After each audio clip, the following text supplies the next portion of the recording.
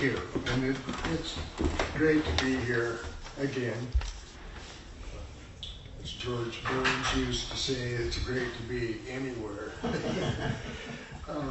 But this has always been an especially welcoming community and a great bookstore and ordinarily a pretty nice drive over. Today the scenery was almost non-existent, but today you'll be surprised to learn Livingston was one of the least windy places I drove through. I'm going to read a portion from the interior of the novel, which is always a little dicey because there's some context that you won't have, but I hope that the absence of that context won't sink this too much. If I can find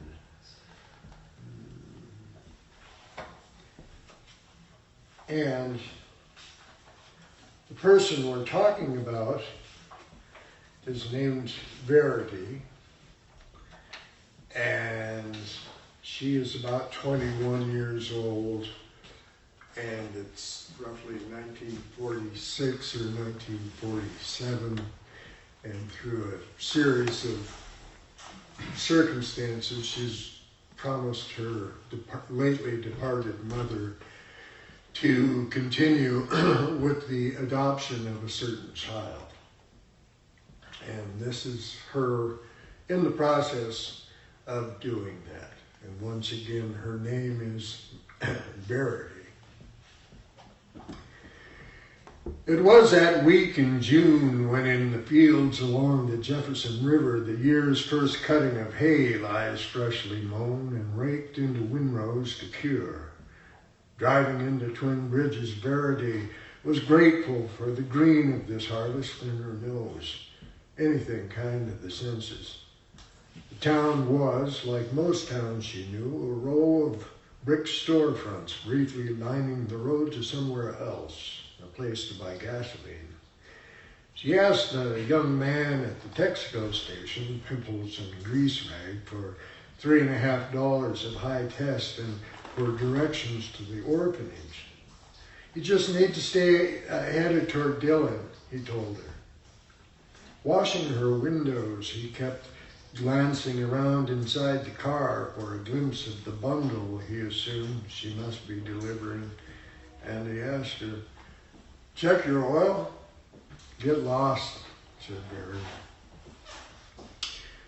Her idea of orphans and of the places where orphans were kept came from Charles Dickens, but she found Montana State Orphanage set on grounds a millionaire might have coveted. That river full of trout running by, and the orphans she saw running around the campus seemed at least as well fed and full of purpose as farm kids anywhere, awfully like herself.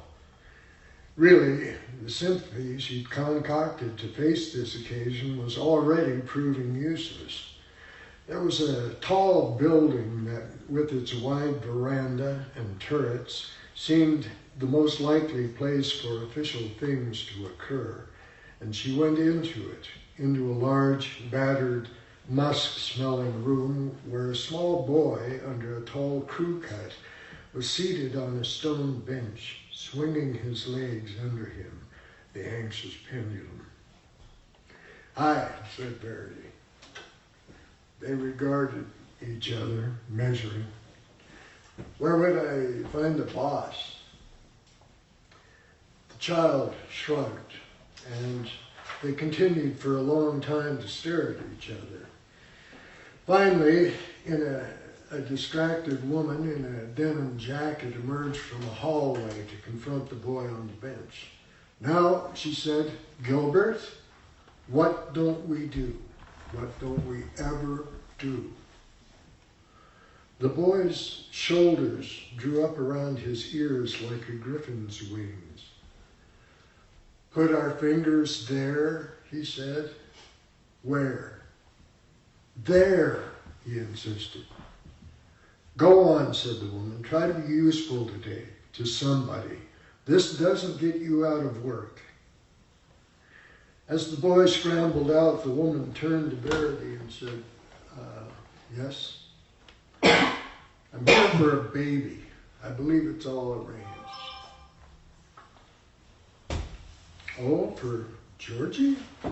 Yes, Verity admitted. The woman's nose was lavender and expansive. Her manner changed at once. She chose to brighten. That's just fine, she said. I think I'd heard he'd been placed. I'd better find Mr. Boyle, I guess. He'll be out in one of the dormitories now, I'm pretty sure. But in the meantime, you might as well get acquainted. The nursery is right here in Maine. The building contained much curvilinear wood, a curved stairwell, and silent echoes. The small woman led Verity up to a room that proved circular as they entered it, the interior of one of those turrets. There was a girl in a chair reading a book by the milky light of a leaded window. As they came in, she let the book into her lap, a long black valley in the homemade skirt that appeared to be uniform with the orphan girls. There were 2 cribs in the room, and these also suggested local manufacture with their crudely joined, very tall railings. On the floor of one of these cage-like affairs sat a baby with his legs splayed. He was only just old enough to have mastered the impenetrable countenance of Verity had seen on the boy on the bench, the orphan's stare. The baby seemed to look right through them. Beth, said the woman, this is, I'm sorry, I forgot to get your name. Verity, it's Verity Harrow. Oh, so then you'd be Verity, she said, that's all. Oh, well, the woman in the denim jacket said she's supposed to be picking up George today, so I thought they should, I don't know, maybe get to know each other a little. But let me go find Mr. Boyle. I won't be long, or try not to be. Then it was the 3 of them in the round room, the orphans examining Verity with the unembarrassed, unimpressed curiosity of house cats. Their stillness, especially the babies, was hard to bear, and Verity made a show of looking around the room, appreciating it. Pretty fancy, she said. And it once had been, the builder's idea of a cozy garret, a showcase for the plasterer's art, and antique light falling into it. The girl with the book was only a few years younger than Verity, but remained very much the little orphan girl, enormously buck-toothed, watchful. Beth, asked Verity, did you say? The girl affirmed it with a tight nod, and Verity caught herself before asking her how she liked it here. She thought to ask instead, you take care of him? I'm in the nursery most days, said the girl, when there's babies here, which they try not to have very many babies. They're not set up for it here. Now I'll have to go back at the dairy again. Sorry, said Verity. It's okay, the orphan girl said. The little ones get adopted out pretty fast, usually, little white boys. They go fast if there's nothing wrong with them. Been here myself on and off since I was 7.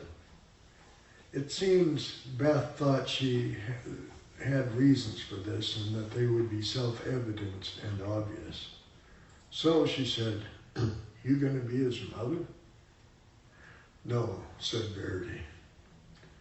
Then a floodgate opened in poor Beth, and Verity was suddenly become a confidant, and Beth said that she couldn't mind the work in the dairy and even kind of liked the cows, believe it or not, and even most of the boys down there. She then described in detail, she seemed to savor, several sordid offenses committed against her by the other boys, the bad ones. So What would you do? She wondered. Me, said Verity. What would I do? You better ask some of these people here who could maybe do something about it. No, but what would you do? I'd go to these people, said Verity. The staff, I guess they are. Talk to them, tell them. Yeah, but what if that didn't work? Don't ask me, said Verity. Pick up a rock, brain them, find yourself an equalizer. It's a barn. Run a pitchfork through their foot. See, you really don't want to ask me what I'd do, because chances are real good I'd do the wrong thing. You should talk to somebody who's, maybe, well, here. It was not an answer the girl wanted, so she went quiet again. Even her glasses had a homespun look. They waited, the three of them, for the next big shift in their fates. And where could Mr. Boyle be? You think he's all right? Verity asked the girl. How do you mean? He doesn't move much. Hasn't moved since I've been here. More to the point, he hadn't taken his eyes from her face.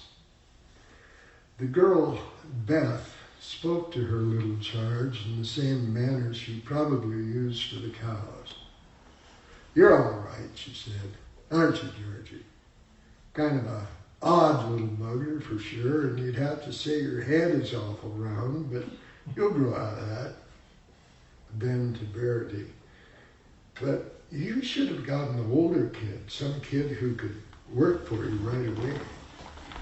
But he's sure not fussy, tell you that. About the closest I ever got to having any privacy around here was being up here with Georgie. You'll go hours at a time, won't you? Never make a peep, won't you, baby?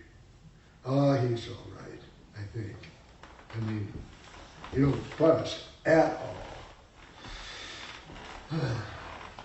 That stuff, stays here for the next one.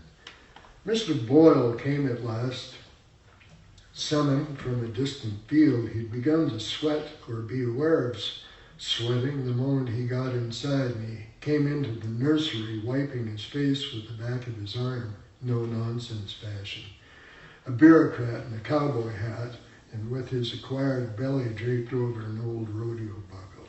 He saw at once that Verity could not be the Mrs. Harrow he'd been speaking with on the phone. Verity was quick to say that she was Miss Harrow only, and only her daughter, and her chin swerved to direct the conversation out of the nursery, and she explained once they were in the hallway that she wasn't sure how much the little boy might understand of what would be said between them.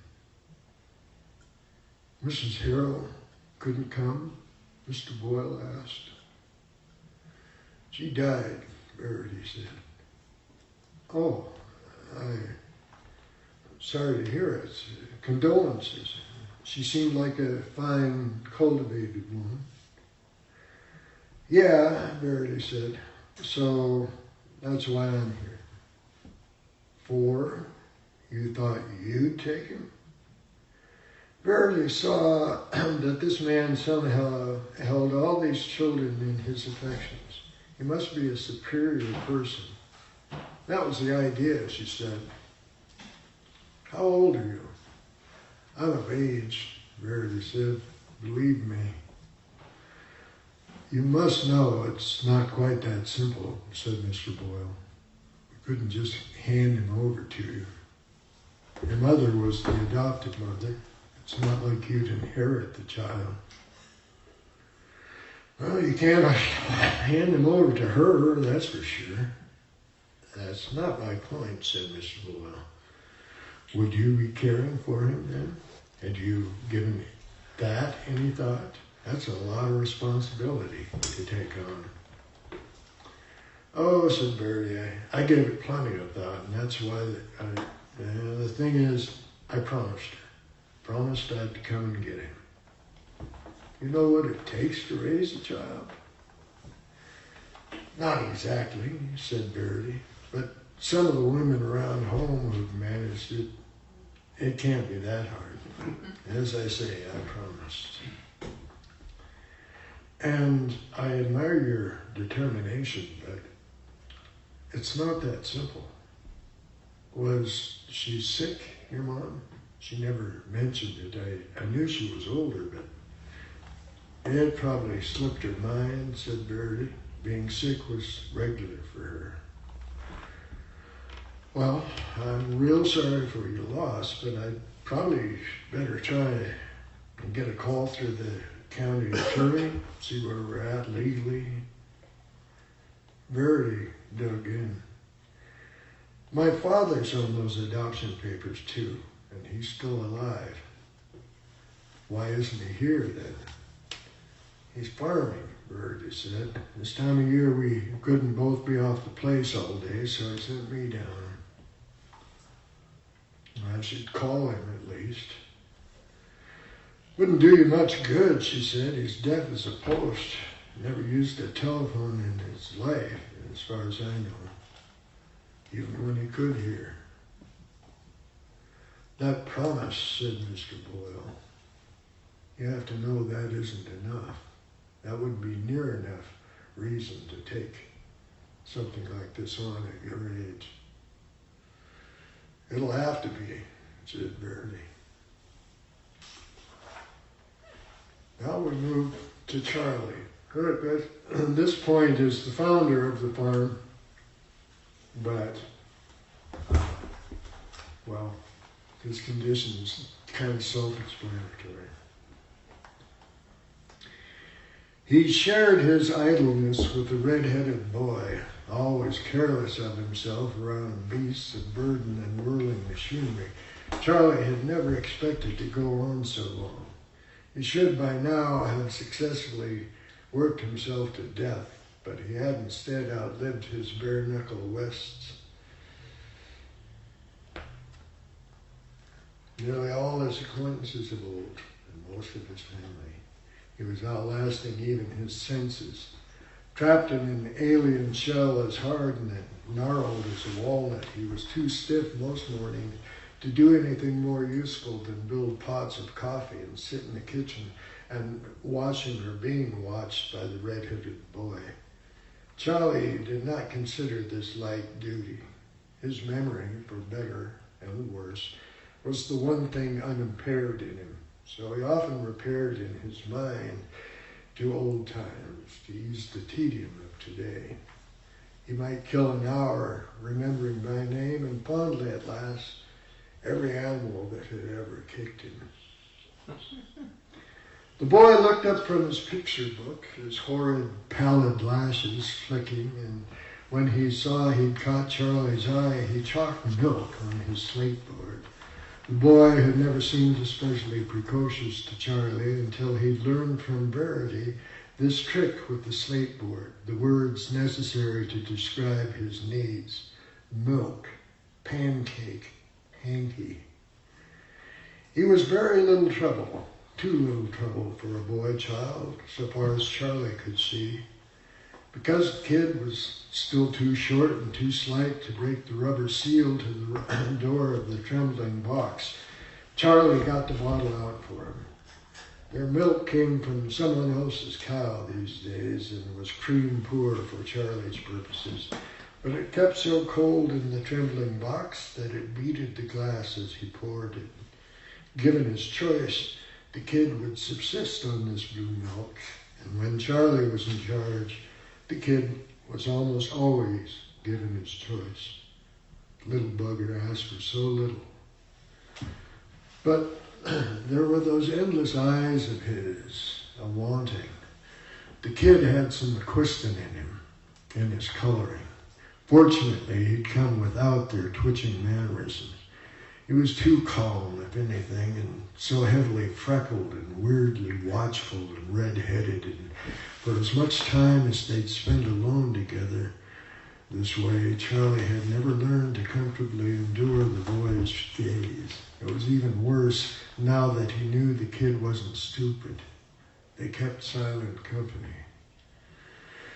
The trembling box was hooked to a wire, the cook stove hooked to a wire. Within the improvised walls of this old farmhouse, a copper vine had grown.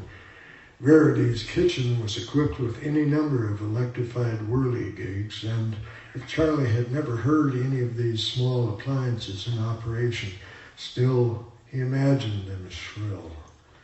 With so much time on his hands, his imagination bent idly. His heart, if he wasn't careful of it, tended toward various sorrows. Dove was gone, George was gone. He no longer knew the workings of his own farm, and the daughter, who had never wanted any part of it, was trapped in what was left of his best intentions.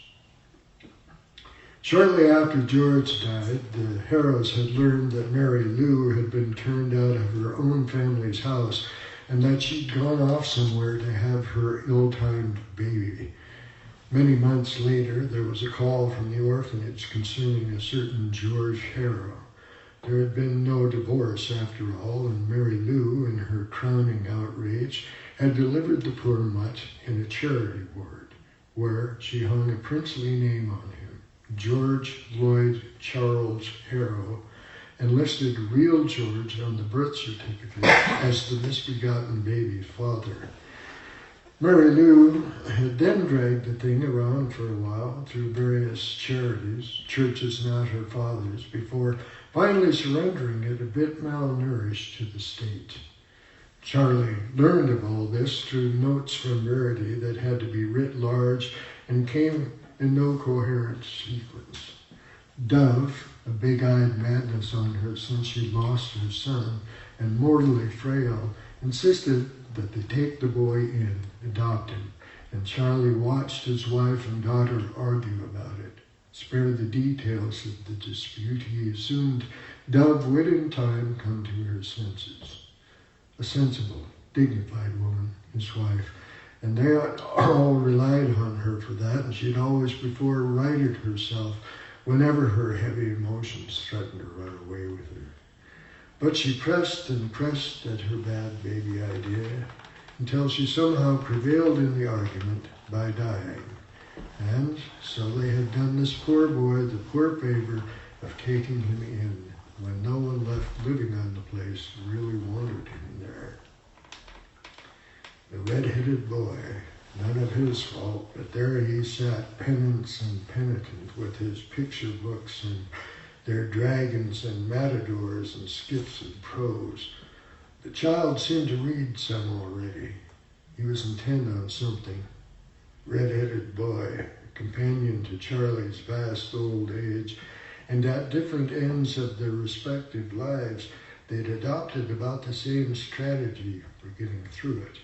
Islands of self-contained self, they circled around each other like electrons in that tiny kitchen. Charlie had come to know time as an illusion. His yesterdays, some of them more than a half-century past, returned with more particularity than the present, perhaps because he'd been better equipped in those days to take things in. It would have been 95 or 96, and he must have been broke, because he had taken a commission to haul hides from an abattoir to a tannery down around Cheyenne. And the butchers did not scrape those hides very well at all, and they'd leave them stacked under the sun for him. One morning he picked up a particularly reeking load of this, the air not moving a lick, and Charlie was just 2 miles down the road and through that stillness before he wanted reinforcements. He came to one of those slap-up saloons so common along every roadside. Charlie tied up, swaggered in, and he asked the barkeep for a shot and a beer. What a place, daylight leaking through the walls, not a spittoon in sight, and snooze spattered everywhere on a floor of rough-sawn planks. But the barkeep said, "No, find yourselves a bath and burn them clothes you're wearing, then I might consider selling you a drink. And tell them it's get out and stay out." Where Charlie would have always preferred to come back sharp at a front like that, Here the man had the truth on his side. Charlie stunk of rotten meat, and it made it hard to be but so clever. So he slunk out of the saloon where he encountered the same drunk he'd seen coming in, a man sitting disconsolate on a stump, a young man who didn't look like he'd make an old one.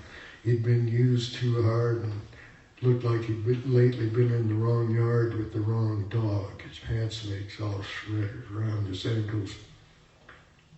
And Charlie happened to remark how they were awful picky about their custom in that saloon for an outfit sewing bust head. But the drunk said he'd been called a mooch in there, which was, unfortunately, more of the truth. And what could he say? And Charlie, to make him feel better, told the man he looked like a good old waddy. And the drunk said sure he'd been a cowboy, but the distance between busted up and flat busted was about a month. He said the worst of his troubles would be fixed, though, when Charlie got downwind of him with that wagon. Charlie felt very well for the moment, if all he really needed was a scrubbing. So he flipped the drunk a silver dollar he could not afford to give. Charlie, in his deafness, tends to remember scraps of ancient conversations. He remembers that the drunk had offered up his wisdom by way of thanks, had said by way of parting that a man might as well surrender to the grand design. In those days, Charlie had believed that only the work of his hands and his will were inevitable. So his final words to the rounder had been bullshit. But he'd come to wonder now, can you ever get out of your way? This whole family has been stubborn as hell, but I don't see where any of us got our way exactly, or even figured out what it was. Not for lack of trying, no. Not for lack of trying. From the center. How's everybody holding up? Would you like to hear something from the other one? Okay.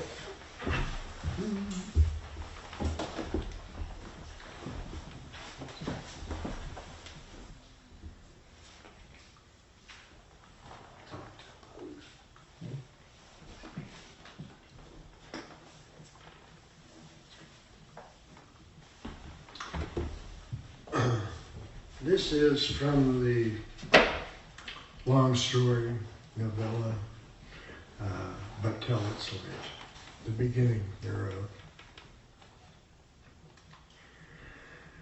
Mike Vinich had been told of a typhoon that had blown the roof off the lower court building a year or so before his arrival on the island, and of how the feds had pledged millions to build a new one with all the modern bells, whistles, and bulletproof glass.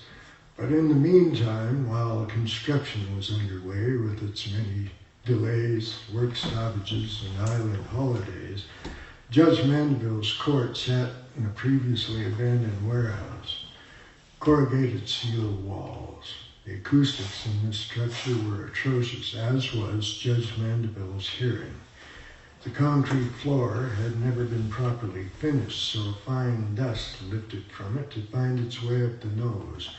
And it was an unusually bad Monday for the 30 sweating, sneezing wretches who lined the wooden benches of the gallery, sunk in their foul luck.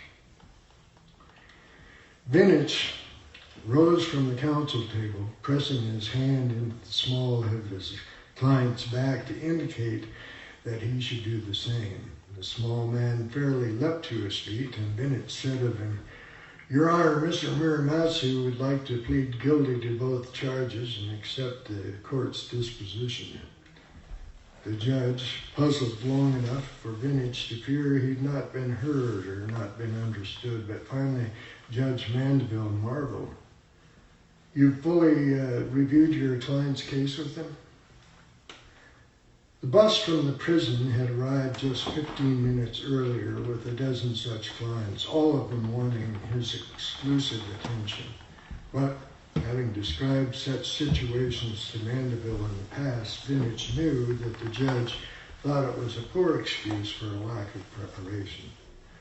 There's a problem, Your Honor. Of course there is, counsel. What now? Well, language. This court conducted the bulk of its business bilingually in Samoan and English. Translators were often on hand with Spanish speakers, or the Tongan, the Fijian. But Mr. Miramatsu said Bennett speaks Japanese.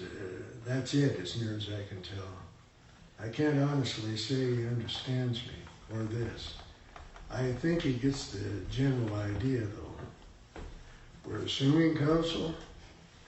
Some, Bennett's conceded, as necessary, Your Honor. Japanese, said Judge Mandeville. Looks like he's off a Peruvian vessel. How do they communicate with him? I don't know, Your Honor. Maybe it's just a Peruvian registry. Maybe he knows what he's doing and they don't need to talk to him. If he came off a tuna boat, maybe there's not that much to talk about.